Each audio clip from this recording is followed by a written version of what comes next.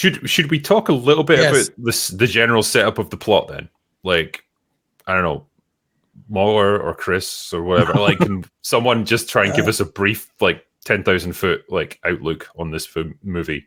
Well, but before you do that, I would just disagree with you a bit there, Drinker, on Brie Larson's performance. I thought she was like a person who was copying what she thinks emotions are. You know what I mean? Like, she was like, if Chat GPT was pretending to have emotions, that was Brie Larson. She was awful in this. And those moments that are supposed to be heartfelt, like between her and Monica, were so stupid and so embarrassing. And you're right, though. I do agree with you that the actress who plays Ms. Marvel, I thought she's very likable. She's probably in the movie a little too much. Her little, like, she's the comic side relief, except it's a little annoying after a while because we know why she's there, and she's for the comic relief. But I did feel that, like, you know, I would watch more with her. I only watched the first 2 episodes of Ms. Marvel, but Brie Larson, awful. As for the plot, it's convoluted, it's stupid. Most of it is told to you, it's not shown to you. And I guess if we're going to have a brief, synopsis of the plot, we should probably go to Mauler. Why do I have to do all this? Man well known for giving us brain. Well, so for those who are listening who are vaguely familiar with the MCU at this point, because you haven't watched anything in the past 5 years other than our takedowns of it, you'll find that this is a thing you need to see Miss Marvel for, Captain Marvel for, and if you listen to the fucking trailers, apparently you need to see Endgame for it, which is a lie. There's nothing from Endgame that's in this, like, at all. And Secret Invasion, if you watch that, it'll make this very funny, because there's a couple of things in, like, I was talking to Drinker about it, but we'll get there. So the basic summary is, through absolute bullshit, the 3 of those characters, being Miss Marvel, Captain Marvel, and Monica, are bound together in that if any, I was going to say any 2 of them, but I think it applies to the 3. If they use their powers at the same time, they switch positions. We'll go into that later. For now, we'll say, and this was caused by Dar-Ben being someone who Captain Marvel wronged in the past, because that's how we do villains every single time in these movies. It's always just some person's life's been ruined by one of the heroes. And so, she's fucking around with opening portals between 2 planets, one being her home planet, and she's trying to steal a really large natural resource. In the film, we see her try to steal the air, and then the ocean. And he's not lying either. I'm not lying. And so, you got that, and they've got to stop her, and they do. That's the film. That's pretty much it. Yeah. So if you've seen Spaceballs, it's pretty much Spaceballs. That's a plot point. Yeah. So the way it comes about is like this. Is it what's her name? Dar-Ben. Yeah. Dar-Ben. I just call her Crazy Witch Lady. But anyway, Dar-Ben, she uncovers the other bangle that's paired with Kamala Khan's one. Is buried on some planet somewhere. How did it get to Earth? I don't fucking know. Who cares? No one cares. So as a result, it's quantum entangled with the other bangle, and whenever one of these characters or 2 of these characters use their powers at the same time, they swap places. And I don't know, as Mueller said, theoretically, they could all 3 of them do it at the same time. And I don't know how that would even swap. But the reason she wants to do all this is because she's Kree, and Captain Marvel in the first movie destroyed the artificial intelligence that ran her planet. No, it triggered a big... You're getting it wrong. How could you? This is such an important movie to not get wrong. She leaves in the first movie to go and find out what's going on with the Kree, right? Because the idea is that she was lied to, she was brainwashed, she was told the Skrulls were evil, we got to crush them, and that the Kree are being ordered around by an AI that can't be trusted. And then we get a flashback in this movie that when she arrived on Hala, that's the Kree homeworld, she just destroyed the Great... was it called the Great Intelligence? No, the Supreme Intelligence. You're miles off. Mixing up with fucking Doctor Who.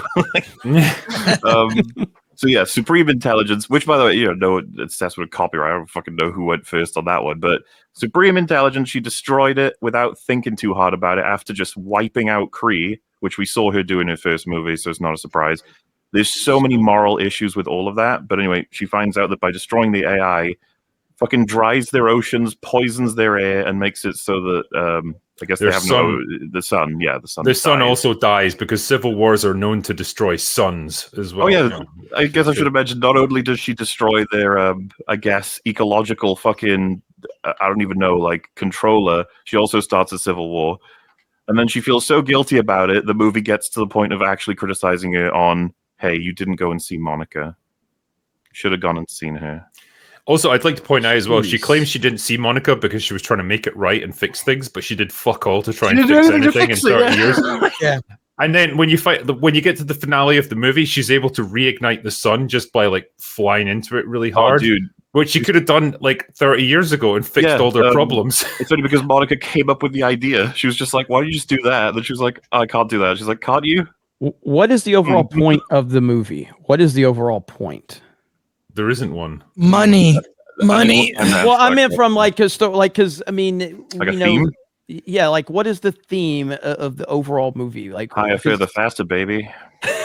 Girl power. Girl power. No one can actually women answer learning this. to work together. Exactly. and It's all support each about other. it's about that, and we all we are talking spoilers, I know, but towards the end, and I know this because I did kind of see this part, but it's all going towards what we saw in Endgame with that little 10-second clip. There's a hint that they're going to try and form up the A Force. I think Yes. that's what they call it from the Absolutely. comics. And I don't that scene killed me. and I don't think that they can. I don't think they will after this movie fails at the box office. I don't think the MCU is going to last long enough to do something I don't like either. that. But what I will say, and I can't believe I'm saying this in its defense, but it doesn't really have much of the sort of feminist propaganda in it like the first movie did. Is there any cringe line like, this wouldn't get done unless it was a woman or man? Like this, There's a lot of literally cringe. There's one, there is a lot of cringe, but it's not about that. I think There's there's one definitely cringe, line yeah. from Captain Marvel about she had gotten into an arranged marriage with like the prince of some planet that they have to visit, and she's like, yeah, it was a political union or whatever because it's a patriarchal culture. I think that's what she says. But that's it. Like, there's no. Are there any men? No, in it's this- a matriarchal culture. Oh, sorry, matriarchal. Yeah. Misheard it. Yeah, So but there's only- a couple things I will point out is one, there is a shocking amount of events that happen off screen that we're supposed to imagine in our heads, right? So they could have actually showed us some of the things that they're discussing, but they just decided to talk about them. Do you mean in like addition- the pre-Civil War? Right. All of that. It's like, why was she gone? I mean, it is sort of a stupid thing in Endgame because she kind of pieces out and then comes back for the final battle to like remind you more Captain Marvel on the way. She attends a funeral, but she's not willing to check in on Monica. Okay. Right. She was there for that. She could have. It's just none of it makes sense. That stuff is so effing ridiculous. It's just, and then the movie opens with they're fully aware that people aren't watching Disney Plus. Don't know what happened in WandaVision, don't know what happened in the TV series Ms. Marvel. So they give you a little summary of Ms. Marvel. It's like a previously on. So that's how the movie opens. Not a scene, not setting the stage, a previously on Ms. Marvel, a show you didn't fucking watch. That's basically what it is. So there's that. And then I went to a screening with a lot of the so-called shills and whatnot who were there. I've never seen a more tepid response to a Marvel film. Okay, they got a little screams at the end. Everybody got excited, and Ms. Marvel did get laughs. But for the first 30 minutes, this movie, they were dead silent. And this is a movie of they love these movies. Okay, and by the way, I was not invited to this screening. I was invited, then uninvited. I was Alan Ing's +1. That's how I snuck in. And I wore a hat and glasses to be able to kind of just in case anyone was looking for me. But I can't, and it's sort of unprecedented that we didn't even get an invite to this thing until the week of, and so I saw it on Tuesday, a couple days ago. But yeah, it's on almost every level that you could judge a film. This is why, Jeremy, I talked about the movie Superman 4: The Quest for Peace. Mm-hmm. And my analogy is that is a terrible movie. That is just a bad movie. However, and there's so many levels that it's bad. It's just the worst effects of any of those Superman films, anemic budget, terrible plot, dumb stuff like some fishnet filled with like nuclear missiles that is flung at the sun. I mean, it's stupid. It's stupid. Are you saying, Chris, he cured the world of nuclear war, okay? Right. We need him now. But like, look, so it's a terrible movie. Having said that, I love Christopher Reeve in that role. Yes. I love Gene Hackman as Lex Luthor. This is a terrible movie with no one likable, a girl you've just met, Ms. Marvel, and she has some funny lines because she's calling out bullshit, right? That's her role. She calls out and she sort of says, she speaks aloud the subtext of what's happening and breaks up with a little humor here and there. But there's nothing to like about this film. It did genuinely feel like a movie that was made out of obligation. It's like, we have to fill this slot and we've got the budget to do it, rather than a project that anyone was particularly passionate about or interested in. Like, nobody involved in it really seems that into it. Like, possibly the actress for Kamala Khan, but like with everyone else, it's like they're just going through the motions. Nick Fury is just a shadow of what he once was at this point. Like, Samuel Jackson is just collecting the paychecks. How dare you? That was fully in continuity with Secret Invasion Fury. I mean, probably is, yeah. Just reacting to things. It was interesting. Like, as a guy who's not watched Secret Invasion, coming into this, like, what the fuck is going on? Yeah, with, Fury like, is lame as hell now. Yep. Why is there a giant orbital space station that I've never heard of before? What are these jump points that are everywhere that everyone knows about now? Like, where are the Skrulls? And like, why are they apparently like looking for a home, but they can't go anywhere? But then like fucking Valkyrie shows up and just takes them to New Asgard, which seems like it would have been an easy solution previously. But no, now they're just they're there now. And not just that, loads of stuff. That scene where they're evacuating the Skrulls as the air is being sucked and affecting the atmosphere and shuttles taking off.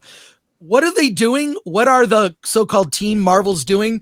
They're doing this, which is such a terrible, like, come on, get in the ship. Let's go. Come on, get in the ship. Come on, get on the shuttle. Let's go. I mean, Ms. Marvel kind of saves some people with some falling rocks. And it's at every level. It's like, and Alan Ing, who wrote the review for Film Thread, said it's like a movie made by someone who's never read a comic book.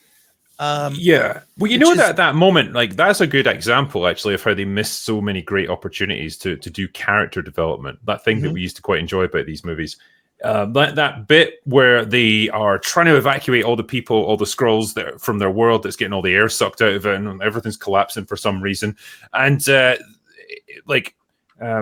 Kamala Khan wants to stay behind and save more people, but Captain Marvel straight up says to her, "We can only save the ones that we can. We have to go now. Like, we can't get everyone." And then they leave.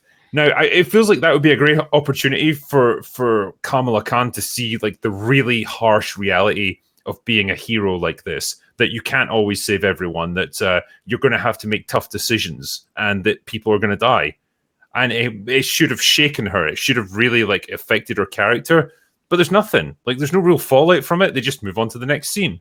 And I don't know if it's because this movie's been so heavily cut down that all that stuff's been excised from the script or whatever. But it's like, what's the point in introducing a dilemma like that if you're not going to do anything with it? And there's so much of that throughout the film. Well, I think that's just because they're not allowed to let women go through these ups and downs that a character is supposed to go through. They're not writing these characters to be real characters. They're writing them to be the best ever. And so having a character actually go through ups and downs that develops the character, they're not interested in that. Go ahead, Marler. Something I found from watching a bit of Miss Marvel, I'm going to make sure I see all 6 of them, so that I can properly have the context for this lady. I've seen the first 3, and something that struck me and Frank when we were watching it is, and this has been talked about when it came out, was why is Miss Marvel a fan of Captain Marvel in universe? I'm not trying to be a dick here, but there's no reason. And she's like, she's my idol. She's great. She's amazing. She'll come in. She'll save the day. And it's like, even we don't have much on her personality just from that one movie. And we saw a movie. She's seen nothing. All she knows is like it was a secret, right? Nobody even knew about Captain Marvel. So she comes in, blows up Thanos' ship, and leaves. And it's like, man, she's my favorite. She's that friend in school. You're like, that one's your favorite? Okay, I mean, yeah, I guess so. And so yeah, it's like, if you really the opportunity they had in this film, what I thought they were going to go with, and they completely ignored it, was what you set up there, Drinker, right? Like, you know, we got to save everybody. And then Captain Marvel's like, shut the fuck up, idiot kid. We got to go and save what we can, I guess. And you have this look from Miss Marvel like, oh, shit. Like, you're not who I thought you were, sort of thing. And I was like, ooh, this could be interesting. Never spoken of again. And that is such a great point, Mahler, because I thought that same thing to myself. Why? The point is, Ms. Marvel is the audience, right? She's the reactor. She's from outside of the world coming into this cosmic Marvel universe. We should be looking to her for how to react to things. But since the audience in general isn't a fan of Captain Marvel, let's be honest, just point of fact, then it doesn't make sense. I can't I found that to be ridiculous. The other thing is, I ask a big question. This is for everybody in the chat and for you guys. Who is Captain Marvel? Like, who is she? She is like many hollow actresses that I've met and sometimes dated in Hollywood. Okay. Hollow, no ideas of her own. She just seems like she's this empty slate of whatever. But if you ask me who is Steve Rogers, I can tell you who Steve Rogers is. He's the kind of guy that with no superpowers would jump on a grenade to save his friends in boot camp. Who is Tony Stark? He's a narcissist who realized what the bad, the ill that his company was doing in the world and sought to change that and went on a redemption arc that lasted into many movies. So you can identify and give attributes to all of these other great Marvel characters from the past.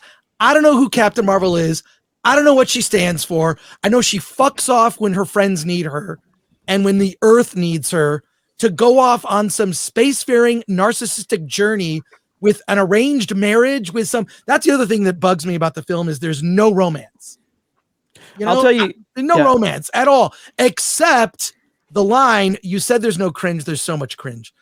There is cringe. Yeah, I just said there's no feminist cringe. Yes, feminist cringe, not as much as you would expect, but there is a scene. There's a quick shot where Captain Marvel's outside the ship. Ms. Marvel is watching her, from the cockpit of her vehicle, whatever, and she looks and says, "Oh, Captain! Oh my Captain!" Oh, that was cringe. Does Ms. Marvel want to fuck Captain Marvel? I mean, it's all coded gay for sure. Well, the bit that the bit that stuck out for me was the bit where Valkyrie shows up and she gives Captain Marvel this line like, "You don't need to stand alone to stand tall," or something like that, and then kisses her. And I was like, are they trying to imply that they're gay for each other? Like, I don't get it, because Valkyrie's, as far as I know, has never even fucking met Captain Marvel. So, like, what's the relationship meant to be there? They do that off screen now, Drinker. They do everything off screen, as we mentioned. Yeah. Well, I'll tell you who Captain Marvel is. Captain Marvel represents every single person that is working in the creative side of Marvel now. Captain Marvel is a person that is a privileged white girl who never worked for anything in her life. The character never earned her way into the place that she's been elevated to within the universe. What did she do to become such an integral part of the Avengers movies and Endgame? Not a damn thing. She did nothing. She was never part of the development of all of this universe. And then suddenly out of nowhere, she gets involved in the universe and she's elevated to sit there and disrespect Spider-Man of all people, standing there just disrespecting Spider-Man. And her character and the writing of her character and the development of her character completely represents everything that's wrong with Marvel. That's why she's the way she is. That's it. I think as well, and like cat ladies. Don't forget cat ladies. Yes, yeah. absolutely. Oh god, so many fucking cats. I'll talk about them in a second. But I think it's interesting to see how they've actually dealt with her character over the past 4 years. In that they haven't.